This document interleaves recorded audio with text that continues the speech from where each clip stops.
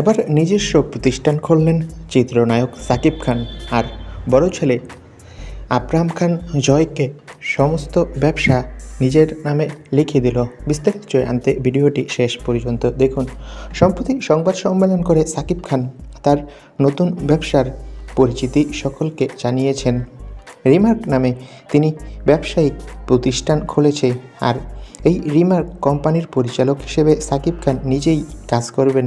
এখানে পাওয়া যাবে কসমেটিক, টয়লেট্রিজ, হোম কেয়ার সহ স্কিন কেয়ার, আরও রয়েছে পারফিউম।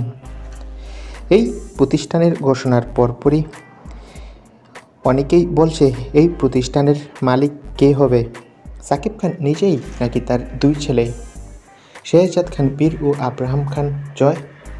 একটা সূত্র বলছে সাকিব খান নাকি তার বড় ছেলে আব্রাহাম খান জয়ের নামেই এই প্রতিষ্ঠানটি লিখিয়ে দিতে চলছে। বর্তমানে আব্রাহাম খান জয় সাকিব খানের সাথেই থাকছে। অন্যদিকে বুবলির সন্তান শেহজাদ খান বীর বড় না হওয়াতে এখনও বুবলির সাথেই রয়েছে।